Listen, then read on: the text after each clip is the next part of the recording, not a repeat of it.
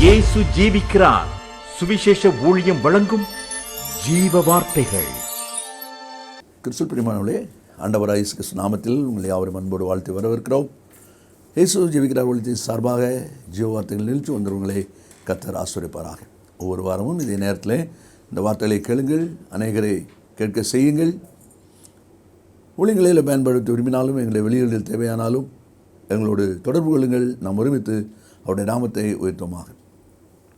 இந்த நாளிலும் தேவன் நமக்கு தருகிற வார்த்தையை நான் வாசிக்கிறேன், ஜெபத்துடன் கேளுங்கள். யோவான் சுவிசேஷம் 15ஆம் அதிகாரம் முதல் 2 வசனங்கள். நானே மெய்யான திராட்சை செடி, என் பிதா திராட்சை தோட்டக்காரர்.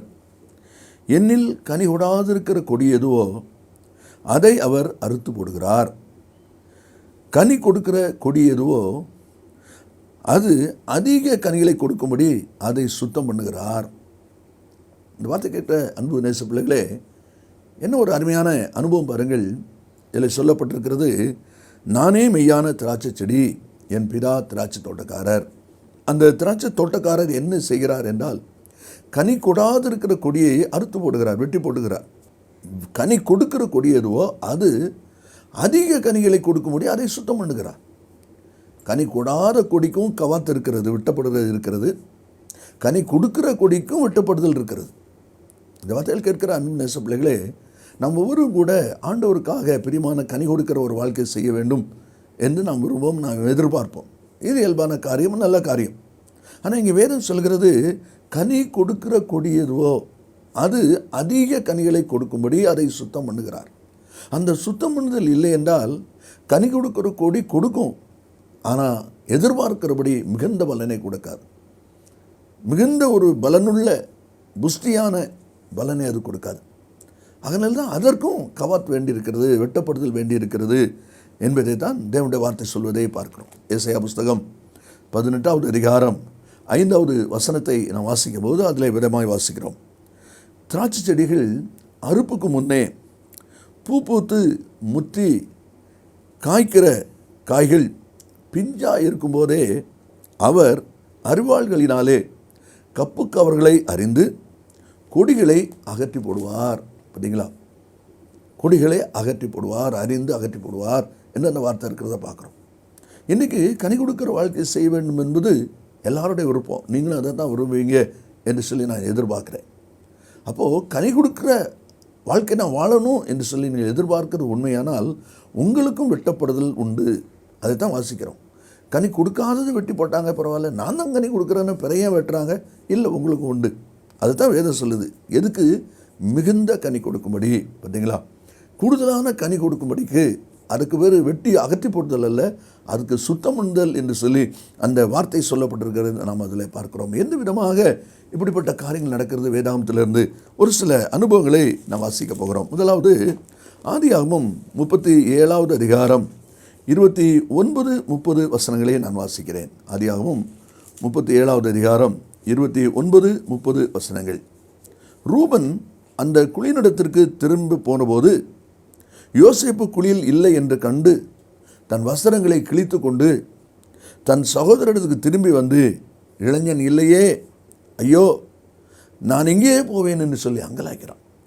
ரூபன் இந்த சகோதரர் எல்லாரிலும் மூத்தவன் என்பதை நாம் அறிந்திருக்கிறோம்.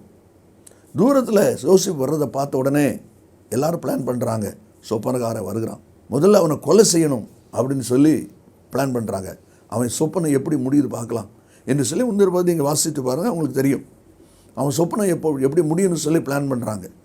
அப்படி செய்யும்போது ரூபன் அதை கேட்டு 21ஆம் வசனத்தில் வாசிக்கிறோம், அவனை அவர்கள் கைக்கு தப்புவித்து அவனை அவன் தகப்பனிடத்திற்கு கொண்டு போக வேண்டும் என்று சொல்லி மிகுந்த பிரயாசப்படுகிறான். அந்த வசனத்தில் நம்ம வாசிக்கிறோம். உடனே ஒரு ஐடியா சொல்கிறான், அவனை கொல்ல வேண்டாம், இந்த குழியில் போட்டுருவோம், அவன் ரத்தப்பள்ளி நம்ம விளையாட வேண்டாம். ஏன்னா அவங்களுடைய கொலை பழிக்கு தப்பு வைக்கணுங்கிறதுல ரூபன் கவனமாக இருக்கிறான். அதே போல் குழியில் தூக்கி போட்டாச்சு. இப்போ எல்லாம் சாப்பிட்டுட்ருக்குறாங்க. அப்படி சாப்பிட்டுட்டு இருக்கும்போது என்ன சம்பவம் நடக்குது? வியாபாரிகள் வர்றாங்க, இஸ்மாயில் வர்றாங்க. உடனே யூதா சொல்கிறா, இவன் குழியில் கிடந்து சாகத்தான் போகிறான், அதை விட வியாபாரிகள்கிட்ட தூக்கி விற்றுருவோம், எங்கேயாவது போய் பழைச்சி போட்டு. அதுவும் உடனே எல்லோரும் சேர்ந்து, ஆமாம் அதுவும் சரி தானே, இதில் கிட்ட சாகத்தான் போகிறான், எங்கே போனால் நமக்கு என்ன, போயிட்டான்னா சரிதான். உடனே சரி வியாபாரிகிட்ட விற்றுட்டாங்க, அவங்க கொண்டு போயிட்டான். இந்த சம்பவம் நடக்கும்போது, எந்த சம்பவம்? யோசேப்பை வியாபாரிகிட்ட விற்கிறாங்களே, இந்த சம்பவம் நடக்கும்போது அங்கே ரூபன் இல்லை. எங்கே போனால், எதுக்கு போனால் ஒன்றும் தெரியல. ஆனால் நாம் என்ன காரியத்தை அறிய வேண்டியிருக்கிறது என்று சொன்னால், அதுதான் கனி கொடுக்கிற கொடி எதுவோ அதிக கனி கொடுக்கும்படி சுத்தம் பண்ணுகிறார். அப்போது எழுதப்படாத ஒரு உண்மை என்ன? ஆவியானவர் இந்த வியாபாரிகிட்ட விற்கிற இந்த சம்பவம் நடக்கிற சமயத்தில் ரூபனை எங்கேயோ கொண்டு போயிட்டார். அவன் இங்கே ஸ்பாட்டில் இல்லை. இருந்திருந்தானா என்ன நடந்திருக்கும்? விற்க விட்டுருக்க மாட்டான். விற்க விடலைன்னா யோசேப்புக்கு எகிப்துக்கு போக முடியாது. யோசேப்புக்கு எகிப்து போக முடியலன்னா அவன் கண்ட சொப்பனை ஒன்றும் நடக்காது. அவன் எவ்வளோ ஞானமாக கர்த்தர் விலைக்கு கொண்டு போயிருக்கார் பாருங்க. அதுதான் சுத்தம் பண்ணுதல். பார்த்தீங்களா? உங்களுக்கு நன்மை செய்கிறவங்க தான். ரூபன் அவனை காப்பாற்றுறது தான் பிரயாசப்பட்டான். யோசேப்பு மேலே மிகவும் பிரியம் உள்ளவன் தான். அவனுக்கு பிரியத்துக்கும் அவனுக்கு மனசில் இருக்கிற எண்ணத்துக்கும் இந்த சமயத்தில் அவன் இருந்தான்னா விற்கிறதுக்கு அவன் சம்மதிக்கவே மாட்டான். காரியம் ஆண்டோடைய திட்டம் வித்தியாசமாக போயிருக்கும். கர்த்தர் எப்படி அவனை மறைச்சு கொண்டு போயிட்டார் பாருங்க. அதுதான் வாசிக்கிறோம். அதிக கனி கொடுக்கும்படி அதை சுத்தம் பண்ணுகிறார். ஒருவேளை நீங்களே நினைப்பீங்க, ஒரு காலத்தில் எவ்வளோ நமக்கு உதவியாக இருந்தவங்க, நமக்கு அனுகூலமாக இருந்தவங்க இப்போ இப்படி மாறிட்டாங்களே, எப்படி, ஏன் இப்படி அவங்க வித்தியாசமாக மாறிட்டாங்க அப்படின்னு நினைப்பீங்க. இல்லை, அப்படி இல்லை. தேவன் ஒரு திட்டத்தை உங்களில் வச்சுருக்கிறார். அவங்க நல்லவங்க தான், உங்களுக்கு நன்மை செஞ்சவங்க தான். ஆனால் அதே சமயத்தில் இந்த இடத்துல அவங்க இருந்தாங்களான்னா அவங்க செய்ய நினைக்கிற நன்மை உங்களுக்கு கேடாக வந்துடும். யோசேப்புக்கு கேடாக வந்துடும். யோசேப்பு சொப்பனை நிறைவேறாது. யோசேப்புக்கு இருந்த தேவனுடைய சித்தம் வேஸ்டாக போயிடும். அதனால் கர்த்தர் மாற்றியிருக்கிறார். அல்லேலூயா. அதைத்தான் சொல்லப்பட்டிருக்கு. கனி கொடுக்கிற கொடி எதுவோ அதை அதிக கனியை கொடுக்கும்படி என்று சொல்லி வாசிக்கிறோம். இதை தான் சங்கீத புஸ்தகத்தில் 88வது அதிகாரம் 18வது வசனத்தை நீங்கள் வாசிப்பீங்கன்னா அதில் சொல்லப்பட்டிருக்கிறது, சிநேகிதனையும் தோழனையும் எனக்கு தூரமாக விலக்கினீர், எனக்கு அறிமுகமானவர்கள் மறைந்து போனார்கள். எனக்கு அறிமுகமான ரூபன், அருகூலமாக இருக்கிற ரூபன் மறைந்து போனான். தானா போல கர்த்தரே போக வச்சிருக்கிறார். பார்த்தீங்களா? அப்போ தான் தேவனுடைய சித்தம் உங்களுடைய வாழ்க்கையில் நிறைவேறும். அதைத்தான் வாசிக்கிறோம். இனி இரண்டாவது ஒரு அனுபவம், அதிக கனி கொடுக்கும்படி சுத்தம் பண்ணுகிறார். எப்படி சுத்தம் பண்ணுகிறார்? ரூத்தின் புஸ்தகம் 1ஆம் அதிகாரம் 5ஆம் வசனத்தை நாம் வாசிக்கும் போது அதிலே விதமாய் வாசிக்கிறோம். ரூத் 1:5, மக்லோன் கிலியோன் என்னும் அவர்கள் இருவரும் இறந்து போனார்கள். நகோமி தன் குமாரர் இருவரையும் தன் புருஷனையும் இழந்து தனித்தவளானாள். புருஷனை இறந்துட்டான், 2 பையங்க மக்லோன் கிலியோன். இப்போ 3 பேர் இறந்தாச்சு. இப்போ இருக்கிறது யார்? நகோமி, 2 மருமக்கள். இப்போ நடக்கிற சம்பவம் என்ன? நகோமி மோபை விட்டு திரும்பவும் தன்னுடைய தேசத்துக்கு பெத்லேமுக்கு திரும்பி வர்றா. 2 பேரும் கூட வருவாங்கிறாங்க. இல்லை, நீங்கள் வர வேண்டாம், உங்கள் தாய் வீட்டுக்கு போய் அவங்க ஏற்படுத்துகிற ஒரு புதிய வாழ்க்கையில் நீங்கள் வாழுங்க, இனி நீங்கள் என்ன பின்பற்ற பிரயோஜனம் இல்லை என்று சொல்லி நகோமி சொல்கிறா. அதன்படி ஓர்வாள் ஒரு கீஸ் கொடுத்துட்டா போயிட்டா. ஆனால் ரூத்து போகலை. உம்முடைய தேவன் தான், என்னுடைய தேவன், மரம் தான் நம்மளை பிரிக்கணும்னு சொல்லி அப்படியே அவள் பின்பற்றி வருகிறத வேதத்தில் நம்ம வாசிக்கிறோம். பின்னால் நீங்கள் பார்த்தீங்கன்னா ரூத்தின் புஸ்தகம் 4ஆம் அதிகாரம் 13வது வசனத்தில் நம்ம வாசிக்கும் போது, போவாஸ் ரூத்தை விவாகம் பண்ணினான், அவள் அவனுக்கு மனைவியானாள். நல்லா யோசிங்க, இந்த சம்பவம் போவாஸுக்கு ரூத்து மனைவி ஆகிறத பார்க்குறோம். மத்தேயு 1ஆம் அதிகாரம் 5ஆம் வசனத்தில் போவாஸ் ஓபேதை ரூத்திடத்தில் பெற்றான். இயேசு கிறிஸ்து வம்ச வரலாறில் அவளுடைய பேர் வருகிறத பார்க்குறோம். அப்போ இப்படிப்பட்ட ஒரு வம்ச வரலாறில் பேர் வரக்கூடிய ஒரு பெரிய ஒரு சிலாக்கியம் இந்த ரூத்துக்கு எப்படி கிடைச்சிது? எப்படி இந்த ஆசீர்வாதத்தை அவள் சுதந்திரித்து கொண்டா? அவளுக்கு என்ன தெரியும்? ஒன்றும் தெரியாது. ஆனால் தேவன் அறிவார். நல்லா யோசிங்க, மக்லோன் என்று சொல்லப்படுகிற ரூத்தினுடைய கணவன் மோவாபு தேசத்தில் அவன் சாகாமல் இருந்திருந்தான்னா ரூத்துங்க வந்திருப்பாளா? நகோமியோட வருவாளா? மாமியார் போகிறோன்னு, சரி மாமா பாய் போய்ட்டுவாங்க, ஏன்னா எனக்கு புருஷன் இருக்கிறாரு, வந்திருக்க மாட்டா. போவாஸுக்கு மனைவி ஆக முடியாது, இந்த லிஸ்ட்டில் பேர் வராது. இன்னொரு காரியத்தை பாருங்கள், அந்த தேசத்தில் வாசிக்கிறோம், அவர்கள் 10 வருஷம் 4ஆம் வசனத்தில் சொல்லப்பட்டிருக்கு, ஏறக்குறைய 10 வருஷம் வாசம் பண்ணினார்கள். 10 வருஷம் வாசம் பண்ணின சமயத்தில் அவளுக்கு ஒரு சந்ததி பிறக்கலை. ரூத்துக்கு சந்ததி இல்லை.